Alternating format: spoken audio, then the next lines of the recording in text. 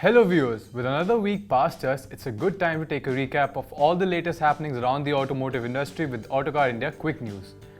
But before we begin, make sure you subscribe to the channel and hit the bell icon to stay notified every time we make a new upload. And we begin this week's news with the much talked about Suzuki Jimny. Its 5-door version was recently spotted ahead of its 2023 launch. For the first time ever, a right-hand drive 5-door version of the Suzuki Jimny has been spotted testing in India.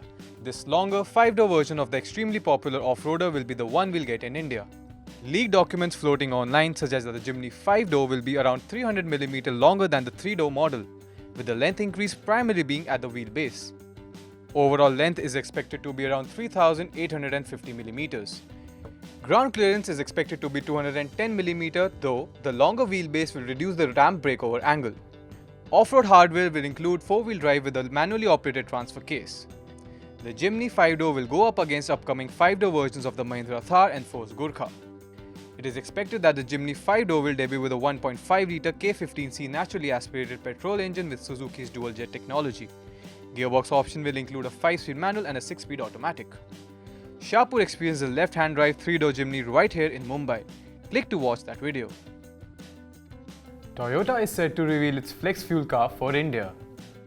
Speaking at the 62nd annual session of the Automotive Component Manufacturers Association, Minister of Road Transport and Highways Nitin Gadkari announced the September 28 unveil of a Toyota flex fuel model which will be the first of its kind in India.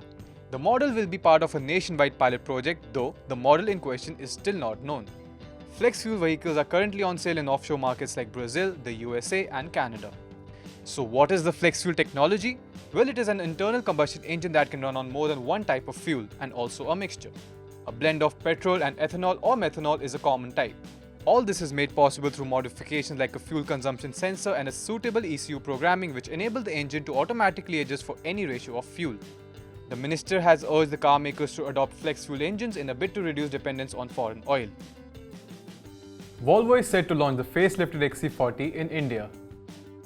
The facelifted model will be launched on September 21st and will bring in certain elements first seen on the all-electric XC40 Recharge.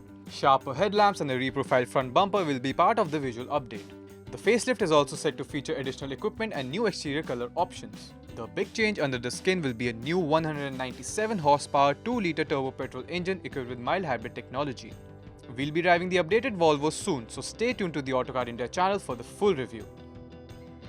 Talking about SUVs, we have to talk about Ferrari Purosangue.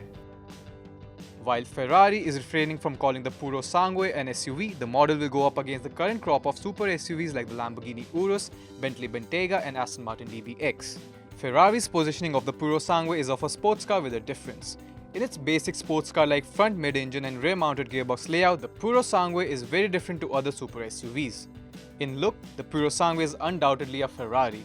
The front end is characterized by a split headlamp and an LED DRL arrangement with prominent air vents and ducts in clear sight. The bonnet also sees a rendition of the aero bridge on its edges.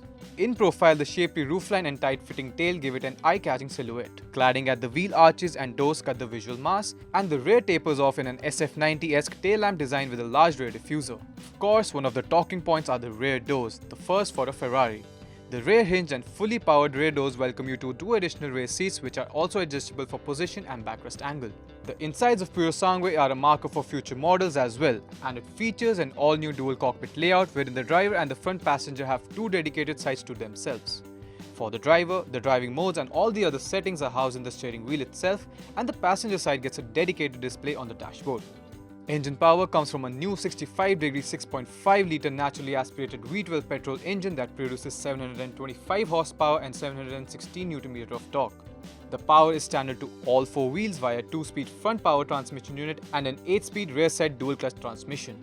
This drivetrain is capable of propelling the 2033 kg Ferrari from 0 to 100 in 3.3 seconds, all the way to a top speed in excess of 315 km/h.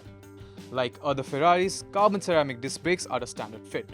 Right-hand drive versions of the Purosangue for the markets like India come in the latter part of 2023. Prices in India will likely start at 6 crore rupees. Now shifting focus to the two-wheeler segment. Recently, Royal Enfield's upcoming Shotgun 650 was spy testing in production-ready form. Royal Enfield's Shotgun 650 has been recently spotted testing ahead of its launch in the coming months. A production-ready Shotgun 650 was recently spotted testing, and it bears strong resemblance to the Royal Enfield's SG650 concept, which was shown to the public last year. Royal Enfield has plans to launch multiple new models with multiple variants. However, the Shotgun 650 is likely to be the first of the lot, followed by the Meteor 650. From what we can see, the Shotgun 650 has an upright seating position courtesy of a mid-set foot pegs and a taller seat setup. Other exterior elements like the headlight bracket and an upswept exhaust system bear a strong resemblance to the SG650 concept. The Meteor, on the other hand, is expected to have forward-set foot pegs and a steep swoop down from the fuel tank to a lower riding seat, resulting in a more relaxed, cruiser-like feet-forward riding position. Additionally, it also has a different standalone headlight unit and more horizontal exhaust pipes compared to the Shotgun 650. Other things of note are that the two motorcycles will share the platform, suspension components, braking hardware and engine. Power will come from the familiar 648cc air and oil-cooled parallel twin motor, which produces 47.5 horsepower and 52 Nm of torque. We will keep you updated with all the latest on these models, so stay tuned to the Autocar India channel for that. Kawasaki has launched the 2023 ZX-10R Superbike in India. The 2023 model is priced at 15.99 lakh rupees ex-showroom, which is 85,000 more than the outgoing model. The bike, however, remains mechanically unchanged. The only new bits on the updated model are the traditional Kawasaki lime green and a new Pearl robotic white paint shades. Power in the ZX-10R is the same 998cc inline-4 liquid-cooled engine that makes 203 horsepower and 114.9 Nm of torque. The motorcycle rides on fully adjustable front forks and monoshock at the rear, both courtesy of Showa. Braking hardware comprises of twin Brembo M50 calipers both at the front and at the rear. The motorcycle features rider aids like cornering ABS, traction control, cruise control and 4 driving modes: Sport, Road, Rain and Rider. The TFT display offers smartphone connectivity through the Rideology app, which enables you to get notification alerts as well as turn-by-turn navigation. What do you think about the new Kawasaki ZX-10R, and how does it fare against the competition to Ducati Panigale V4, Honda CBR 1000 RRR and Aprilia RS4? Let us know in the comment section below. Hot on the heels of the ZX-10R's launch, Kawasaki has also launched the Z900 in India. The middleweight naked sports offering from Kawasaki now starts at 8.93 lakh rupees ex-showroom, which is 51,000 more than the outgoing model. And just like the ZX-10R, changes to the Z900 are restricted to the introduction of new colors. The Z900 now gets metallic phantom silver or metallic carbon grey, or ebony, metallic matte graphene steel grey paint shades. The Z900 continues with the 948cc inline-4 liquid-cooled engine, which is good for 125 horsepower and 98.6 Nm of torque. The Z900 has steel trellis frame nestling this engine, and the handling and suspension duties are taken care of by a USD fork and a monoshock, both adjustable for preload and rebound. Braking duties are handled by a pair of axially mounted 4-piston Nissin front calipers and a single-piston rear caliper biting down on disc brakes. In terms of the 2020 feature updates, it got all LED lighting, revised styling and a 4.3-inch TFT dash, which allows you to control a full suite of riding aids.